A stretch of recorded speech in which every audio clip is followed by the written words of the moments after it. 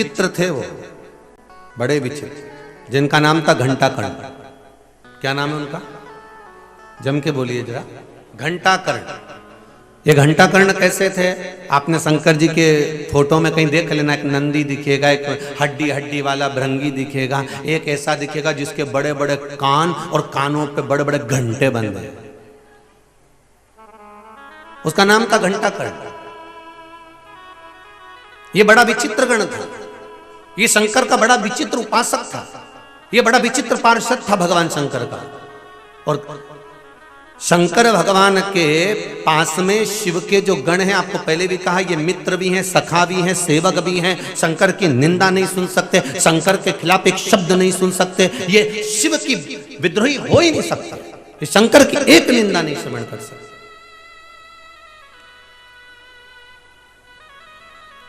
पर इस घंटाकर्ण का एक काम था, ये शंकर के सिवाय किसी का कुछ सुनता ही नहीं था।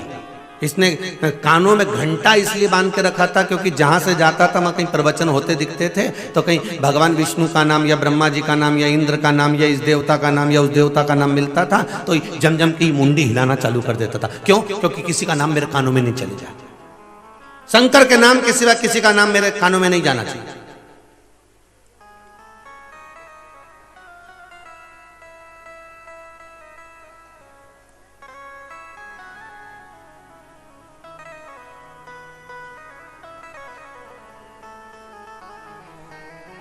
वो घंटाकर्ण ने कानों में बड़े बड़े घंटे बांध रखे थे, बड़े बड़े घंटे। शिव जी को बड़ा प्रसन्न रखता था, शंकर भगवान भी उससे बड़े प्रसन्न होते थे, बड़े प्रसन्न। अब एक बार भगवान शिव जी ने कहीं पर निमंत्रण दिया, जैसे रोज रोज कहीं कहीं पाठ होता है, अनुष्ठान होता है, या अपने यहाँ सुंदरकांड हो या रामायण हो या कोई चीज हो, तो अपन लोग भगवान को बुलाते हैं ना, आइए आसन लीजिए पवन पुत्र हनुमान। भगवान को बुला रहे हैं, हम राम जी को बुला रहे हैं। वो आवाज लगा लगा के आप लोग कहते हैं ना, मारा कीर्तन में रस बरसा, आओ जी गजानन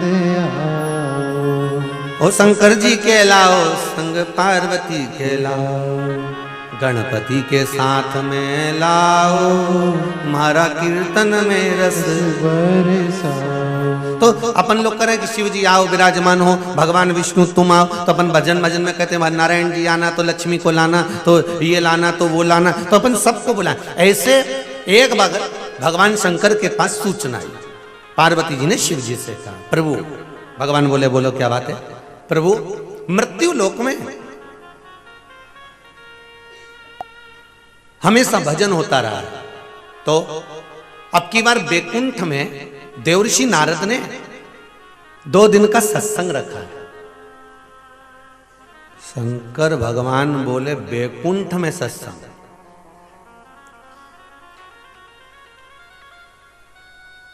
इतने में भगवान शंकर बोले, बैकुंठ में सत्संग की क्या जरूरत थी? सत्संग करना था तो नरक में करना था। तो पार्वती जी बोली, नरक में सत्संग क्यों? भगवान शिव बोले, पार्वती, अब जितने नरक में जीव रहते और वो सत्संग श्रवण करते तो उनको बैकुंठ तो मिल जाता। अब शिव की सोच देखिए कि अगर नरक में सत्संग करते नारद जी तो उनको जितने सुनते उनको बैकुंठ तो मिल जाता। पार्वती बोली, नारद जी ने 4 बार नरक में सत्संग करने का विचार करा, पर जब जब ये टेंट तंबू लगाते थे तब तब सारे भूत प्रेत उन पर चढ़ जाते थे। जितने नरक में रहने वाले हैं ना, ये सब तोड़ तुड़ा देते थे।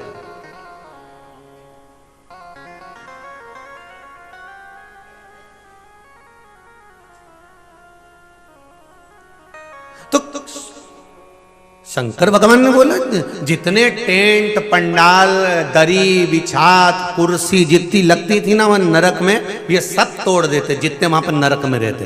तो इतने में शंकर भगवान ने बोला कि पार्वती, एक बात बताओ कि इन नरक में रहने वालों को इन टेंट से, इन कुर्सी से और प्रवचन से दिक्कत क्या है जो ये तोड़ फोड़ करते हैं? पार्वती जी बोली, दिक्कत वही तो है, नरक में भी गए वही हैं जो मृत्यु लोक में कथा की बुराई करते थे।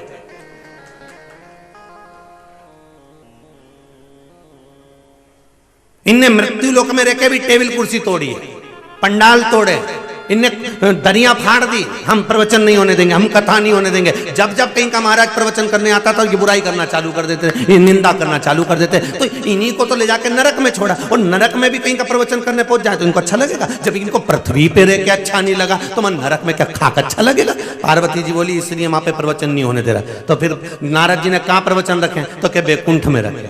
भगवान शंकर बोले फिर तो अच्छी जगह रखे, कोई बात नहीं है। तो कहीं तुम्हारी कॉलोनी में, तुम्हारे मोहल्ले में, तुम्हारे नगर में, तुम्हारे क्षेत्र में, तुम्हारे गांव में, तुम्हारे परिवार में कहीं अगर भजन सत्संग हो रहा है तो समझ लेना कि बैकुंठ के अंदर सत्संग हो रहा है, नरक में नहीं। बैकुंठ में सत्संग हो रहा है। जहां तुम बैठकर कथा सुन रहे हो, प्रवचन सुन रहे हो, तुम्हारे घर में बैठकर भी आस्था चैनल पर कथा सुन रहे हो, मोबाइल पर कथा सुन रहे हो, अगर फेसबुक यूट्यूब पर भी कथा सुन रहे हो तो समझ लेना कि तुम बैकुंठ में बैठकर कथा सुन रहे हो, तुम नरक में नहीं सुन रहे हो। जहां तुम्हारा मन पड़े वहां, तुम चलती गाड़ी में भी कथा सुन रहे हो तो समझ लो तुम बैकुंठ में कथा सुन रहे हो।